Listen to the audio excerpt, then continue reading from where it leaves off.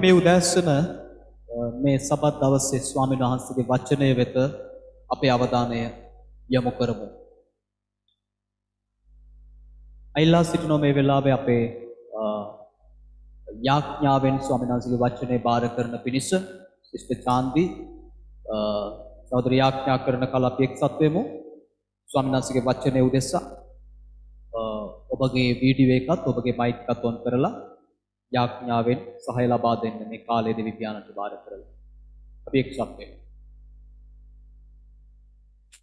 ස්වාමීනි ඔබගේ නාමයට අනේක වාර ස්තුති කරනවා මේ සබත් දවසේ සුදෝ බලවන්ත පියාණන් වහන්සේ. ස්වාමීනි ඔබ වහන්සේගේ වචනය ගෙනෙන දේවදාසයා මේ මොහොතේ බාර කරනවා.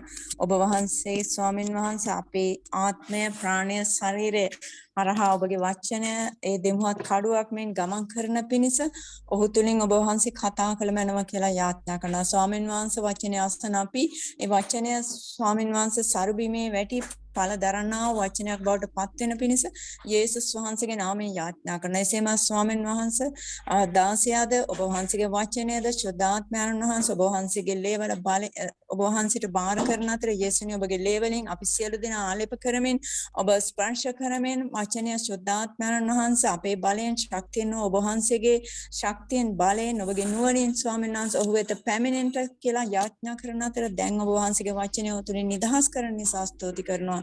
ඒ වචනේ ඵල දරන්ට ඵල පවතිනට ස්වාමීන් වහන්සේ ආශිර්වාද කළ මැනව යේසුස් ක්‍රිස්තුස් වහන්සේගේ නාමයෙන්. ආමෙන්. ආමෙන්. ආමෙන්. ආමෙන්. බොහොම ස්තුතියි සිස්ටර්. අපි අද දවසේ ස්වාමීන් වහන්සේගේ වචනය බලන්නට යනවා. ඔබ දෙවියන් වහන්සේට ප්‍රේම කරන කෙනෙක්ද? ඔබ ස්වාමීන් වහන්සේට ප්‍රේම කරන කෙනෙක්ද? අපි මේ වෙලාවේ ස්වාමීන් වහන්සේගේ වචනය වෙත දැන් අපේ අවධානය යොමු කරන්නට යනවා මේ සම්බන්ධව. ප්‍රේමණීය දේවදරුවෙනි, ස්වාමීන් වහන්සේගේ වචනය අපි එපිස 6 වෙනි පරිච්ඡේදයේ 24 වෙනි පදයේ වෙතට අපි හරවමු. එපිස 6 වෙනි පරිච්ඡේදයේ 24 වෙනි පදය.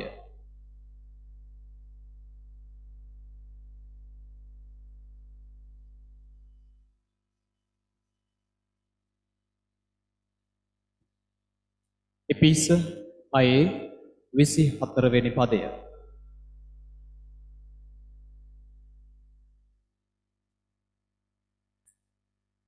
ප්‍රවගත කෙනෙක් ඉක්මනට කියන්න පුළුවන්. එපිස 6:24. ඔගේ ස්වාමියෝ යේසුස් ක්‍රිස්තුස් වහන්සේට අවංකකමින් ප්‍රේම කරන්නා වූ සියල්ලන්ට අනුග්‍රහය වේවා. හරි. එපිස පොත අවසන් කරන්නේ මෙන්න මේ වැකියත් එක්ක. සුදු පවුලුතුමා එපිස සභාවට ලියන මේ ලිපිය නිමා කරන්නේ කොහොමද? අපගේ ස්වාමියෝ යේසුස් ක්‍රිස්තුස් වහන්සේට අවංකකමින් ප්‍රේම කරන්නා වූ සියල්ලන්ට අනුග්‍රහය වේවා කියාය. අවංකකමින් ප්‍රේම කරන්නා වූ සියල්ලන්ට අනුග්‍රහය වේවා. දෙවියන් වහන්සේ අද දවසේ අපිට කතා කරන්නා වූ පණිවිඩය තාමත්ම වැදගත්. අපි හරි කැමති දෙවියන් වහන්සේ අපිට ප්‍රේම කරනවට. අපි හරි ආසයි දෙවියන් වහන්සේ අපිට ප්‍රේම කරනවා කියන දේශනා අහන්න. අපි හරිම ආසයි දෙවියන් වහන්සේ අපිට ආදරේ අපිට ප්‍රේම කරනවා. උන්වහන්සේ අපව අතහැරලා යන්නේ නැහැ. උන්වහන්සේ අප සමගම සිටිනවා. උන්වහන්සේ අපිට ආශිර්වාද කරනවා. උන්වහන්සේ අපිට සපයනවා. උන්වහන්සේ අපව සුව කරනවා. අපිව තනි කරන්නේ නැහැ. අපිව අමතක වෙන්නේ නැහැ. ඔය වගේ දේවල් කියනවා නම් අපි හරි කැමතියි. ඒ වගේ ගීතිකා ගායනා කරන්න අපි හරි කැමතියි. ඒ වගේ දේශනාවන් අහන්න අපි හරි කැමතියි. ඒ වගේ ලියවී තිබෙන පොත්පත් කියවන්න අපි හරි කැමතියි. ඒ වගේ වැකිදාලා ගීතිකා ලියන්න අපි කැමතියි. ඒ වගේ වැකිදාලා කවි ගී ලියන්න අපි කැමතියි. කතන්දර ලියන්න අපි කැමතියි. හැබැයි අපිට නිතරම ඇහෙන්නේ නැති පණිවිඩයක් අද ඔබ සමග මම බෙදා ගන්නට යනවා. ඒ තමයි අපි දෙවියන් වහන්සේට ප්‍රේම කරනවද? අපි දෙවියන් වහන්සේට ප්‍රේම කරනවද? අපි දෙවියන් වහන්සේට කොතරම් ප්‍රේම කරනවද? අපි උන්වහන්සේට කොච්චර ආදරේද? අපි උන්වහන්සේට කොච්චර කැප වෙලා ඉන්නවද? කැපවීම කරනවද? අපි උන්වහන්සේ උදෙසා ජීවත් වෙනවද? අපි එතුමා වෙනුවෙන් කර තිබෙන්නේ මොනවාද? අපි උන්වහන්සේ උදෙසා මේ වන විට කර තිබෙන දේවල් මොනවාද? කැප කර තිබෙන දේවල් මොනවාද? වපුරා තිබෙන දේවල් මොනවාද? එතුමාට දී තිබෙන්නේ මොකද්ද මම? මේ වනකොට මොනවද දීලා තිබෙන්නේ? හරි. අපි හැමතිස්සෙම ඉහළින් පහළට ගලාගෙන එන දේ අහන්න කැමති වගේම අද දවසේ අමාරුවෙන් හරි අපි අහුම්කම් දෙන්නට යනවා පහළ සිට ඉහළට යන්න ඕනේ දෙයක් ගැන. ඒ තමයි මම දෙවියන් වහන්සේට ප්‍රේම කරන කෙනෙක් විය යුතුයි. මම දෙවියන් වහන්සේට ප්‍රේම කරන කෙනෙක් විය යුතුයි. හාලෙලූයා. අද දවසේ එපිස සභාවට සුදු පවුලුතුමා මෙන්න මේ වැකිය කියලා ඒ ලිපිය අවසන් කරනවා. නැවත මම කියවන්නම්. අපගේ ස්වාමියෝ යේසුස් ක්‍රිස්තුස් වහන්සේට අවංකකමින් ප්‍රේම කරන්නා වූ සියල්ලන්ට අනුග්‍රහය වේවා. අවංකකමින් ප්‍රේම කිරීම. වචනයට නෙවෙයි, ගීතිකාවකට නෙවෙයි, කවියකට නෙවෙයි, ඉසදසකට නෙවෙයි, අවංකකමින් ස්වාමින් වහන්සේට ප්‍රේම කරන්නන්ට, අවංකකමින් ස්වාමින් වහන්සේට ප්‍රේම කරන්නන්ට අනුග්‍රහය වේවා කියලා ස්වාමීන් වහන්සේගේ වචනේ කියනවා. පිය දේව දරුවෙනි, මේ හඬට ඔබ ඇහුම්කන් දෙන්නේ මේ සුද්ධාත්මයන් වහන්සේ විසින් ඔබ වෙතට මා වෙතට පැමිණෙන පණිවිඩයක් නිසායි. ඉල්ලා සිටිනවා මම කාරුණිකව මේකට ඇහුම්කන් දෙන විට ඔබගේ අවධානය දෙවියන් වහන්සේ වෙත පමණක් තබන්න. සිත දෙවිඳුන්ට බාර දෙන්න. ජීවිතේ තුන් ස්වාමින් වහන්සේට කැප කරන්න. ස්වාමිනී ඔබ වහන්සේගේ කැමැත්ත අද දවසේ වචනය ඔස්සේ මගේ ජීවිතේ කරන්න කියලා ඉල්ලන්න. මේක තවත් මම අහන්න යන්නා වූ ප්‍රියමනාප දේශනාවක් පමණක් නොවි මගේ ජීවිතේ වෙනස් කරන දෙයක් කරන්න. ඔබගේ වචනයට බලය තිබෙනවා, ජීවනය තිබෙනවා. මාව පරිවර්තනය කරන්න. මට සුවයගෙන දෙන්න. මාව හරිගස්සන්න, නිවැරදි කරන්න. ඔබ කැමති භාජනයක්සේ මාව නිර්මාණය කරන්න. ඔබගේ වචනයට බලය තිබෙනවා කියන ඒ යාඥාව ඇතුළාන්තයේ ඔබගේ ස්වාමින් වහන්සේට එසේ වෙන වාස් සමග මේ පණිවිඩයට අහුම්කම් දෙන්න කියලා මම ඔබගෙන් ඉල්ලා සිටිනවා. ස්වාමින් වහන්සේට අවංකකමින් ප්‍රේම කරන කෙනෙක්ද ඔබ? ඔබ දන්නවද දෙවියන් වහන්සේ ඔබට අවංකවම ආදරේ? ඔබට ස්වාමීන් වහන්සේ අවංකවම ප්‍රේම කරනවා. නමුත් දේවදරුවෙනි, ඔබ උන්වහන්සේට අවංකකමින් ප්‍රේම කරනවා. එපිස සභාවේ ඇදහිලිපතුන්ට පාවුලුතුමා මතක් කර දුන්නා අවංකකමින් දෙවියන් වහන්සේට ප්‍රේම කළොත් එතුමාගේ අනුග්‍රහය ඔබට තිබෙන බව. හැමෝටම කියන්න පුළුවන් මම ස්වාමින් වහන්සේට ප්‍රේම කරනවා කියලා. හැමෝම සෝදිසි කරලා බලන්නේ නැති දෙයක් තමයි මම අවංකවමද දෙවියන් වහන්සේට ප්‍රේම කරන්නේ. අවංකවම ස්වාමින් වහන්සේට ප්‍රේම කරන තැනැත්තෙක් වේ නම් ඔහුට අන් කිසි දෙයක් විශාල නැහැ දෙවියන් වහන්සේ තරම්. අවංකකමින් දෙවියන් වහන්සේට ප්‍රේම කරන කෙනෙක් වේ නම් ඔබ ළඟ තිබෙන කිසිම නෝට්ටුවක් දෙවියන් වහන්සේට වඩා විශාල නැහැ. ඔබගේ නිවසේ තිබෙන කිසිම ගෘහ භාණ්ඩයක් දෙවියන් වහන්සේට වඩා විශාල නැහැ. ඔබ ළඟ තිබෙන කිසි සේසතක් දෙවියන් වහන්සේට වඩා විශාල නැහැ. ඔබ ළඟ තිබෙන කිසිම දැනුමක් දෙවියන් වහන්සේට වඩා විශාල නැහැ. ඔබ ළඟ තිබෙන කිසි හැකියාවක් දෙවියන් වහන්සේට වඩා විශාල නැහැ. කොටින්ම ඔබවවත් ඔබට වටින්නේ නැහැ දෙවිඳුන් තරම්.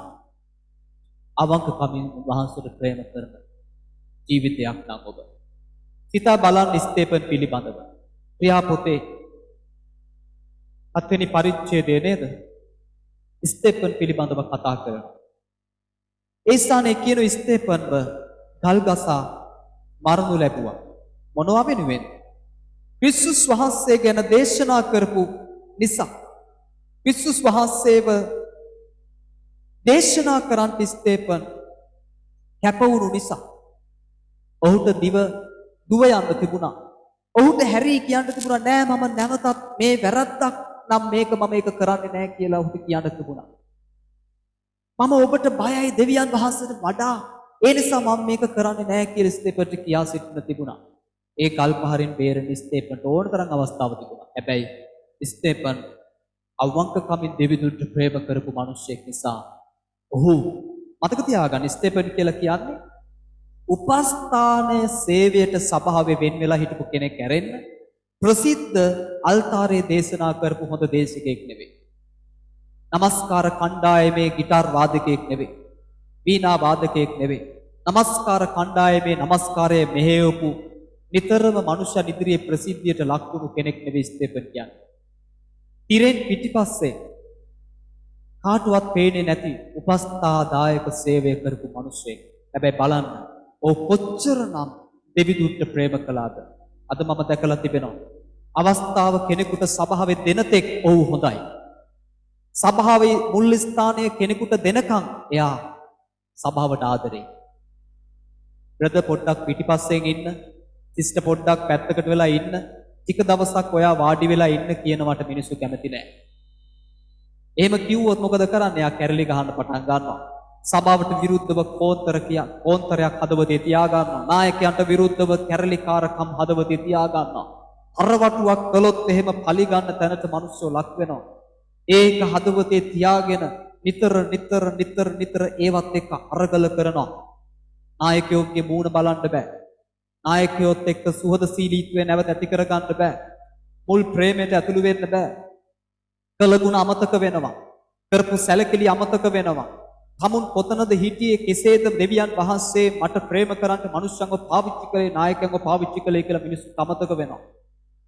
ඔඩ බැරි වෙන්න බෑ. මනුෂ්‍යයන් ඔපිට හැරෙනවා. අනිත් පැත්ත හැරෙනවා. ඔඩ බැරි වෙන්න බෑ. මනුෂ්‍යයන් වෙනස් වෙනවා. අවංක කමෙන් ප්‍රේම කරනවා කියන්නේ මොකක්ද?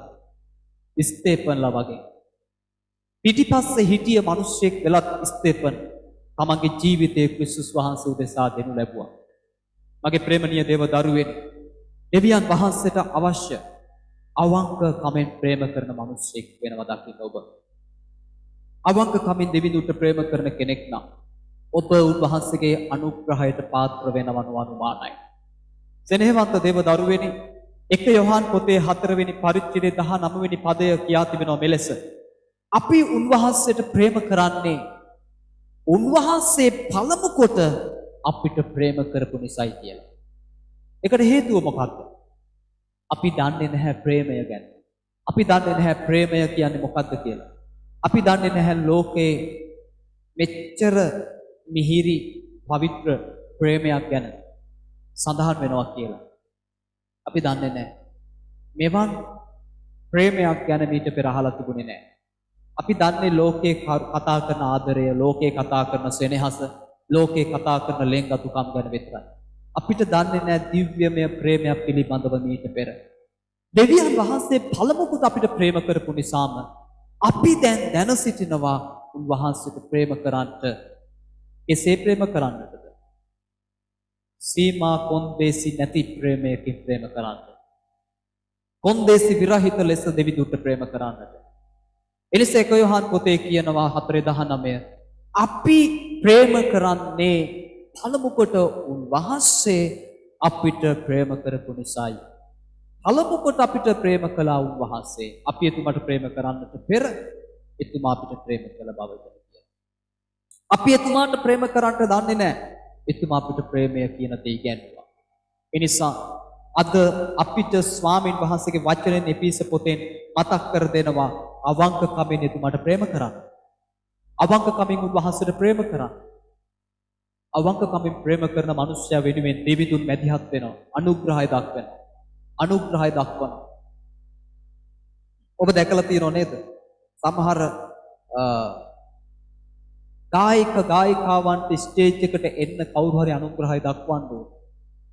වේදිකාවට නගින්න කෙනෙක් අනුග්‍රහය දක්වන්න ඕන. අනුග්‍රහක බවතෙක් නැතුව, අනුග්‍රහයට කෙනෙක් නැතුව කොච්චර ලස්සනට එයා ගායනා කරන්න දන්නවා වුණත් එයාට ඒ වේදිකාවට නගින්න ලැබෙන්නේ නැහැ එදා දවසේ. හරි. ඒ නිසා ඔබට ටැලන්ට් තියෙන්න පුළුවන්, හැකියාවන් තියෙන්න පුළුවන්. ඔබට කැඳවීමක් තියෙන්න පුළුවන්, ආසාව තියෙන්න පුළුවන්. හැබැයි අනුග්‍රහයෙන් පිට ගමනක් ඔබට නැති බව මතක තබා ගන්න. අනුග්‍රහයෙන් පිට මට ගමනක් නැහැ, ඔබට ගමනක් නැහැ. අනුග්‍රහය නැතිනම් දෙවියන් වහන්සේගේ වේදිකාවේ අපිට ඉඩක් නැහැ.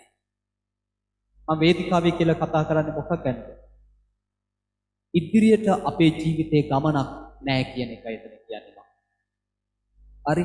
ඉතින් අනුග්‍රහය අවශ්‍යයි. අනුග්‍රහය අපිට ලැබෙන්නේ කොහමද? අවංකකමින් දෙවිදුන්ට ප්‍රේම කරන්නේ. අවංකකමින් ස්වාමීන් වහන්සේට ප්‍රේම කරන්නේ නම් අපිට අනුග්‍රහය ලැබෙනවා. මාක් පොතේ පළවෙනි පරිච්ඡේදයේ 20 වෙනි පදයට පොඩ්ඩක් යන්න. මාක් පොතේ පළවෙනි පරිච්ඡේදයේ 20 වෙනි පදයට. මාක් 1:20. මෙන්න බලන්න ලස්සන කතන්දරයක්. යේසුස් ක්‍රිස්තුස් වහන්සේ පළමුවෙන්ම තමුන් අනුව යන පිණිස ගෝලයන්ව තෝරගත් අවස්ථාවක් මෙතන කතා කරනවා. යේසුස් වහන්සේට ගෝලයන් 12 දෙනෙක් හිටියා කියලා අපි දන්නවා.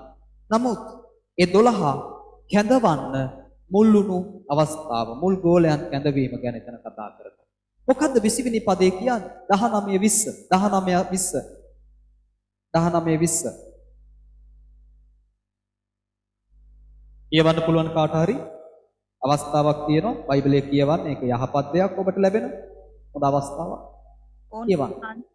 උන්වහන්සේ එතනින් මදක් දුර ගොස් සෙබෙදිගේ පුත්‍ර වූ යාකෝබ්ද ඔහුගේ සහෝදර වූ යොහාන්ද ඔරුවේ හිඳ දැල් අලුත් කරනවා දැක එකෙනෙහිම ඔවුන්ට අඬ ගැසූසේක.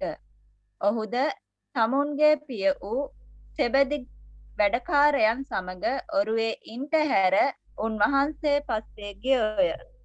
ඔව්. මේ වචනේ මේ ස්ථානයේ කියනවා යේසුස් වහන්සේ කැඳවනවා තරුණයන් දෙදෙනෙක්ව. කැඳවනවා. මේ තරුණයන් මොනවද කරමින් සිටින්නේ? සෙබෙදි කියනා වූ තමාගේ පියා සමග තවත් වැඩකාරයන් සමග ගෝලයන් සමග ඒගොල්ලෝ මේ ඔරුවේ ඉඳගෙන දැල් අලුත් කරනවා කියලා කියනවා. දැල් සුද්ධ කරගෙන ඉන්නවා. දැල් සුද්ධ කර ඉන්නවා. දැන් මේගොල්ලෝ දැල් සුද්ධ කර ඉන්නකොට උන්වහන්සේ මොනවද කරන්නේ? ඒ වෙලාවෙදිම උන්වහන්සේත් එක්ක යන්න කියලා කතා කරනවා. පස්සේ නෙවෙයි, හෙට නෙවෙයි, තව සතියකින් නෙවෙයි. දැන් ඔබ මාත් එක්ක එන්න කියලා යේසුස් වහන්සේ ඔවුන්ට කතා කරනවා. මේ දෙදෙනාට කතා කරනවා. දැන් එන්න. කවුරු හරි ඉන්නවද ඔබට එවැනි හඬක් ඇහිච්ච? දැන් පිට වෙන්න. දැන් මා අනුව එන්න. ඇහිච්ච අය ඇති. කී දෙනෙක් ඉන්නවද ඒවට කීකරු වුණු අය? අපි බලමු මෙතන. එදා යොහාන් සහ යාකෝබ් කියන දෙදෙනා යේසුස් වහන්සේ අඬ ගසනවා. දැන් මාත් එක්ක එන්න. දැන් මෙතන ඉන්නව කවුද තව? ඒ දෙන්නගේ තාත්තා ඉන්නවා සෙබෙදි. ඒ වගේ මෙතන ඉන්නව තව වැඩකාරයෝ කීප දෙනෙක්. ඒගොල්ලොන්ට සහාය ලබා දුන්නු තවත් දීවරයෝ කීප දෙනෙක් හිටියා. දැන් මේ යොහාන් සහ යාකෝබ් මොනවද කරන්නේ? ඔහු තමුන්ගේ පිය වූ සෙබෙදිව වැඩකාරයන් සමග ඔරුවේ ඉන්නට හැරලා උන්වහන්සේ පස්සේ ගියා කියලා දේ වචනේ කියනවා. උන්වහන්සේ පස්සේ ගියා කියලා දේ වචනේ මෙතන සඳහන් වෙනවා. තමාගේ තාත්තවත් වැඩකාරයන් සමග තියලා යාකෝබ් සහ යොහාන් මොකද කරන්නේ? යේසුස් වහන්සේ පස්සේ දැන් යන්නට තීරණය කළා. මම අද කතා කරන දේ ඇවිල්ලා ඕක නෙවෙයි. වැඩේ මොකද දන්නවද? මෙතනදී තාමත්ම වටින දෙයක් තියෙනවා මෙතන සැඟවිලා. ඒ තමයි යේසුස් ක්‍රිස්තුස් වහන්සේගේ ආරාධනාවට තම දරුවන්ව නිදහස් කරලා අරින සෙබෙදිගේ හදවත. සෙබෙදි කියන තාත්තගේ හදවත. මම මෙතන දකින්නේ යාකෝබ්ටත් යොහන්ටත් වඩා යේසුස් වහන්සේ ගැන අවංක ප්‍රේමයක් තිබුණු මිනිස්සෙක් ගැනයි. ඒ තමයි සෙබෙදි. තාත්තා කෙනෙක්ට මේ අවස්ථාව තම දරුවන්ට දෙන්න බෑ. කැඳවන ලද තැනැත්තාට ප්‍රේම කරන්නේ නැත්නම්, කැඳවන ලද තැනැත්තාට සෙනෙහසක් නැත්නම්, කැඳවන ලද තැනැත්තාට අවංක ඉඩක් තමගේ ජීවිතේ නැතිනම් අවංක ප්‍රේමයක් නැත්නම් තාත්තා කෙනෙකුට මේ අවස්ථාව දෙන්න බෑ. මම දැකලා තියෙනවා මම බයිබල් විදුහලට ගිය කාලේ මාත් එක්ක මගේ බෑජ් එකේ එක තරුණියක් තව හිටියා. අය ඇවිල්ලා සති දෙකකින් නැවත ගෙදර යට යන්න වුණා. ඒකට හේතුව ඇයි කිව්වොත් පණිවිඩයක් එනවා බයිබල් විදුහලට. තාත්තා වහබොන්න යනවා දුව නැතුව. සේවය දාලා එන්න. සේවය කරන්න එපා. ඔයා ගෙදරට එන්න. මට ඔයා නැතුව ඉන්න බෑ. තාත්තා වහබොන්න යනවා. ඉතින් මේ තරුණිය මොකද කරන්නේ? කැඳවීමට පයින් ගහලා තාත්තව බේරගන්න සේවය දාලා ගියා. මේ වෙනකොට අය මන් දන්නේ ගැලවීම තුලවත් ඉන්නවද කියලා.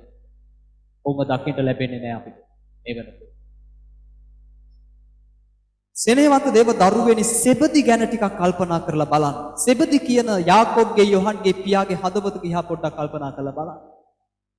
ඔහු තම දරුවන්ව යේසුස් වහන්සේ අනුව යන්නට ඉඩ ඇරියා. මොකුත් තර්ක කළේ නැහැ. රහස මොකද්ද? ඔහුගේ හදවතේ යේසුස් ගැන තිබුණු අවංක සෙනෙහස, අවංක ප්‍රේමය. හදවතේ යේසුස් වහන්සේ ගැන තිබුණු ප්‍රේමය. තම දරුවන්ව යේසුස් වහන්සේ වෙතට යන්න, උන්වහන්සේ පස්සේ යන්න, දැල් අතෑරලා, ඔරුව දාලා, තමාව අතෑරලා යන්න ඉඩ හරින්න තරම් හදවත ඔහුගේ නිදහස් වුණා යේසු කෙරෙහි තිබුණු ප්‍රේමය නිසා. යේසුස් වහන්සේ ගැන අවංක ප්‍රේමයක් නැති කෙනෙකුට දරුවන්ව තියා සතයක් දෙවියන් වහන්සේ උදෙසා නිදහස් කරන්න බෑ. එක රුපියලක් උන්වහන්සේ වෙනුවෙන් වැය කරන්න බෑ. එක පැයක් උන්වහන්සේ උදෙසා වෙන් කරන්න බෑ දවසේ. අවංකකමින් ප්‍රේම කරන්න නැති මිනිස්සෙකුට දරුවන්ව දෙන්න තියා. මතක තියාගන්න. මේ වචනේ අපිට මෙතන පෙන්වන දේ හරි වටිනවා. මේ ක්‍රියාවම නේද එදා දෙවියන් වහන්සේ අපි උදෙසා කරේ. යොහන් 3 වෙනි පරිච්ඡේදය 16. බලන්න එතුමා අපිට කොච්චර ප්‍රේම කළාද කියලා එතන කියනවා. අක්නිසාද සුවකී ඒක ජාතක පුත්‍රයාණන් දෙනතරම් ස්වාමීන් වහන්සේ ලෝකයට ප්‍රේම කළසේක කියලා යොහන් 3:16 කියනවා. සුවකී ඒක ජාතක පුත්‍රයාණන් දෙනතරම් දෙවියන් වහන්සේ ලෝකයට ප්‍රේම කළසේක. සෙබදි කලේ ඒ ක්‍රියාවම නේද අනිත් පැත්ත. දෙවියන්වහන්සේගේ හදවත අවබෝධ කරගත්ත පියෙක් දෙවිඳුන්ට අවංකව ප්‍රේම කරන තැනැත්තෙක් තමාගේ දරුවන් දෙදෙනාව යේසුස් වහන්සේ පසුපස යන්න නිදහස් කරන අතහරින යන්න පුතේ. දැල් බදාගෙන ඉඳීම නෙවෙයි වගේ ජීවිතේ. ඔරුව තුලට වෙලා ඉන්න එක නෙවෙයි. සාගරයේ මැද ජීවත් වෙන එක නෙවෙයි වගේ ජීවිතේ.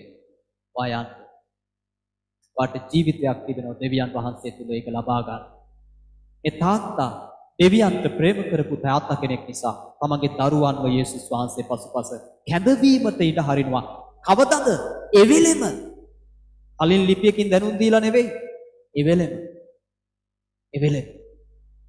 ප්‍රේමණීය දේව දරුවෙනි, ඒ උදෑසන සුද්ධාත්ම වහන්සේ ඔබට කතා කරනවා. මොනවද ඔබ කර තිබෙන්නේ උන්වහන්සේ උදෙසා? එතුමට අවංකව ප්‍රේම කරන කෙනෙක් නම්. මොනවද ඔබ ඉඩ ඇරලා තියෙන උන්වහන්සේ උදෙසා? එතුමට ඔබ අවංකව ප්‍රේම කරනවද සෝදිසි කළ බලන්න. එසේ නැතිනම් මද තීරණයක් ගන්න. ස්වාමිනී මම මාව ඔබට ඉඩ දෙනවා. මා සන්තක දේ ඔබ වහන්සේට ඉඩ දෙනවා. බලන්න එක දවසක් ක්‍රිස්තුස් වහන්සේ එක තරුණයෙක්ට කතා කරනවා නේද? එක තරුණයෙක් ඇවිල්ලා කියනවා මම විවස්ථාව පුංචි කාලේ ඉඳලම ආරක්ෂා කළා. තව මොනවද මම කරන්න ඕන? පනත් සම්පූර්ණ කරන්න මම මොනවද කරන්න ඕනේ කියලා. යේසුස් වහන්සේ මොනවද කිව්වේ? ඒ පොහොසත් තරුණයාට කිව්වා ඔබ සන්තක සියල්ල විකුණා දිලුදුට්ට දෙන්න කියලා කිව්වා. එයාට පුළුවන් වුණාද ඒක කරන්න? එයාට ඒක කරන්න බැරි වුණා. එයා අනිත් හැම දෙයක්ම ආරක්ෂා කරා කියලා ඔහු ගැන සාක්ෂි දැරුවා. ඊට පස්සේ යේසුස් වහන්සේ කිව්වා ඔයා ළඟ තියෙන දේවල් විකුණලා එහෙනම් දිලුදුට්ට දෙන්න. එතකොට තමයි වාගේ සම්පූර්ණත්වය පැහැදිලි වෙන්නේ. හැබැයි එතනින් එහාට අපිට ඔහුව පේන්නේ නැහැ. ඔහුට ඒකට කීකරු වෙන්නට බැරි වුණා. දෙවිදුන්ට ප්‍රේම කරන කෙනෙක් නම් උන්වහන්සේ මොනවද කියන්නේ? ඒකට ඔබගේ ජීවිතයට හරින්න අවශ්‍යයි. ඔබගේ බයිබලේ හරවන්න යොහන් 14:21ට. යොහන් 14:21ට ඉක්මනින්. සුද්ධ වූ යොහන් 14:21.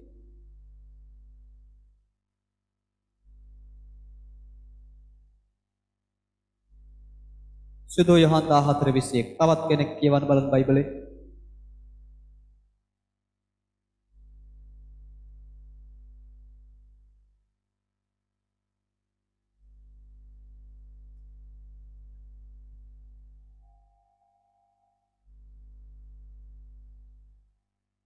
හරි. එතන කියනවා මෙහෙම යමෙක් මාගේ ආඥා පිළිගෙන ආරක්ෂා කරේද මට ප්‍රේම කරන්නේ ඔහුය. නැවත අහගන්න. යමෙක් මාගේ ආඥා පිළිගෙන ආරක්ෂා කරේද මට ප්‍රේම කරන්නේ ඔහුය. ස්වාමීන් වහන්සේ කියනවා කෙනෙක් මගේ ආඥාවල් පිළි අරගෙන ඒක පිළිගන්න මගේ වචනේ පිළිගන්න මගේ ආඥාවන් පිළිගන්න ඒක පිළි අරගෙන ඒක පවත්වනවද ඒක ආරක්ෂා කරනවද ඒක පවත්වනවද මට ප්‍රේම කරන්නේ අන්න එයා. එයා තමයි මට ප්‍රේම කරන්නේ කියලා උන්වහන්සේ කියන එක. මට ප්‍රේම කරන්නේ ඔහුය. මට ප්‍රේම කරනවා මගේ පියාණන් විසින් ප්‍රේම කරනු ලබන්නේ. මට කවුරු හරි ප්‍රේම කරනවද? වචනයට ප්‍රේම කරනවද? විවස්ථාව ආරක්ෂා කරනවද? ඔහුට පියාණන් වහන්සේ ප්‍රේම කරනවා කියලා කියනවා. පියාණන් වහන්සේ ඔහුට ප්‍රේම කරනු ලබන්නේ. මමද ඔහුට ප්‍රේම කොට ඔහුට ප්‍රකාශ වන්නේ. වැදගත් දෙයක්. යේසුස් වහන්සේ කියනවා මමද ඔහුට ප්‍රේම කරනවා මගේ පියාණන් ඔහුට ප්‍රේම කරනවා. මමද ඔහුට ප්‍රේම කරනවා. එතනින් නතර වෙන්නේ නැහැ. මම ඔහුට ප්‍රකාශ වෙනවා. ප්‍රකාශ වෙනවා. යේසුව දකින්න කැමතිද ඔබ? යේසුව දකින්න කැමතිද? රායට යානනී මට ඔබ වහන්සේව හීනෙන් හරි දකින්න ඕනි කියලා නිදාගත්තට යේසුව පේන එකක් නැහැ. එහෙම දැකලා වැඩකුත් නැහැ. ඔබටද එහෙම බලන්න?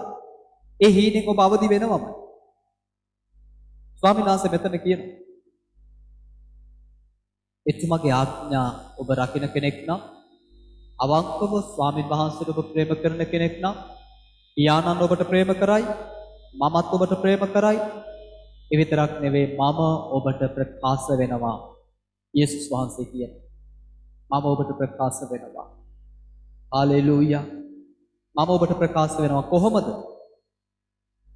අපේ එක සහෝදරියක් කිව්වා වනාලි ප්‍රහාරයකින් ඇය ගැලවුණා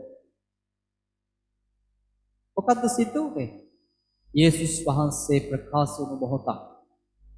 ඇයට ඒ වෙලාවේ ජේසුස් ක්‍රිස්තුස් වහන්සේ රතු සලුවක් පෙරෝගෙන සුදු සලුවක් පෙරෝගෙන මෙහෙම කරගෙන ඉන්න එකද ඇයට දකින්න ඕනේ නැත්නම් ඇයව අනුතුරින් ගන්න ගන්න එකද දකින්න. ඔබ කැමති කෙබඳු ප්‍රකාශ වීමකට යේසුස් වහන්සේ. ඔබ රෝගයෙන් පෙළෙන විට ඔබ කැමති යේසුස් වහන්සේ බිත්ති අයිනට වෙලා මෙහෙම කරගෙන ඉන්න එකටද නැත්නම් ඔබව සුව කරන එකටද? කෙබඳු ප්‍රකාශ වීමකටද ඔබ කැමති වෙන්නේ?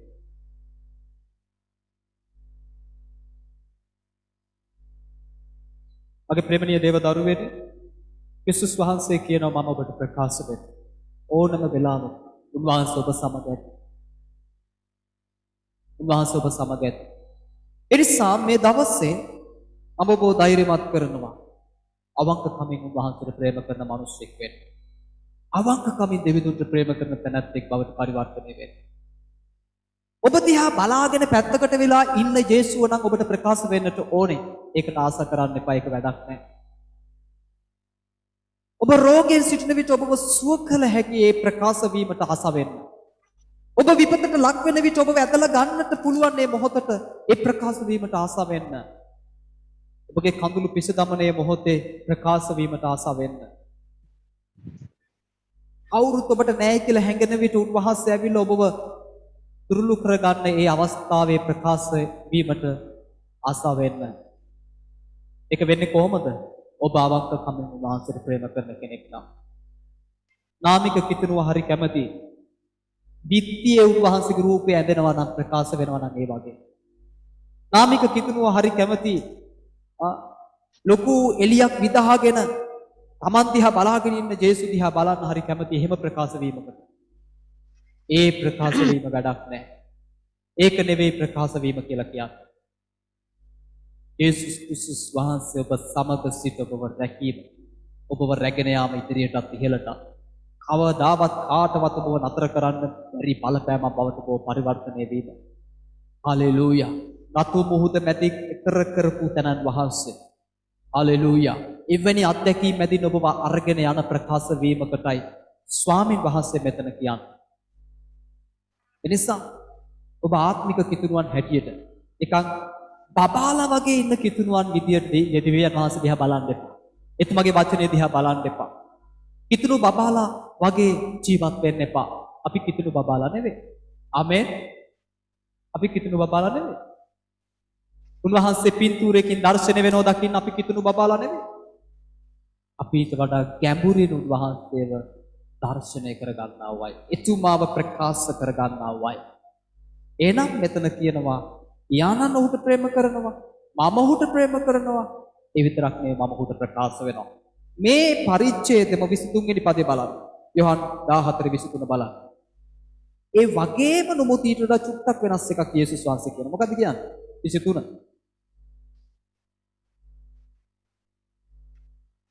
යේසුස් වහන්සේ ඔහුට උත්තර දෙමින් යමෙක් මට ප්‍රේම කරන්නේ නම් ඔහු මාගේ වචනය ආරක්ෂා කරන්නේය. අන්න අරකම නැවත කියනවා. මාගේ පියාණන් වහන්සේද ඔහුට ප්‍රේම කරනසේක.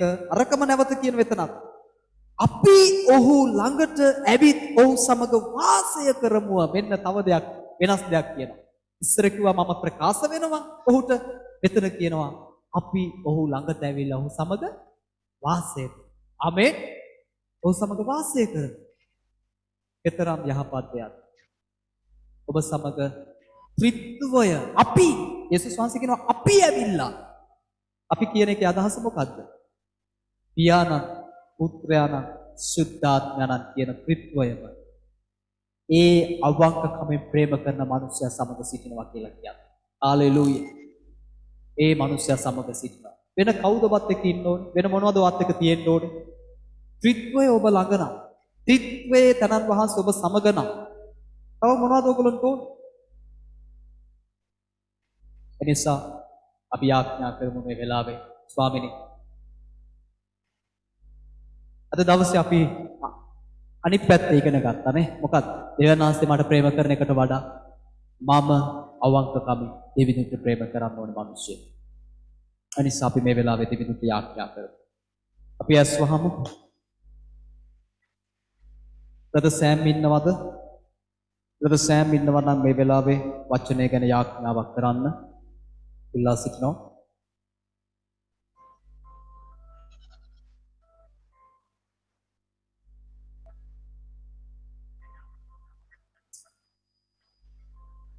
රද සිසිර ආඥාවක් කරන්න. රද සෑම් නෑ වගේ රද සිසිර ආඥාවක්. ජීවමාන දෙවි පියාණනි ඔබ වහන්සේට ස්තුති වෙනවා මේ අනර්ග වූ අද සුද්ධ දවසේ ඔබගේ අනර්ග වූ වචනය නිසා ස්තුති කරමින් පියාණනි මේ කාලය තුල ඔබ වහන්සේගේ වචනයට අනුකූලව ජීවත් වෙන පිණිස හැම කෙනෙකුටම ඔබගේ කරුණාව උපකාර දෙන්න කියලා යාඥා කරනවා. වහන්සේ තුල පැවැතිමින් තවත් බොහෝ ඵල දරන පිණිස මේ වචනය කාරණා කරගෙන ඔබ වහන්සේගේ කරුණාව තව තවත් අපේ ජීවිත තුට නිදහස් වෙමින් ඔබ වහන්සේගේ අභිමුඛත්වයට වෙත ලං වෙන පිණිස අප හැම කෙනෙකුටම උපකාර කළ මැනව ඔබ වහන්සේගේ කරුණාව රහස්තේ මේ සතිය මුළුල්ලේ අපි එකිනෙකා මැදේ තැබුව බැනව යේසුස් වහන්සේගේ නාමයෙන්. ආමේන්. ආමේන්. ආමේන්. ඔබ ස්තුතියි බ්‍රදර්. යනස් ඔබට ආශිර්වාද කරන සේක්වා.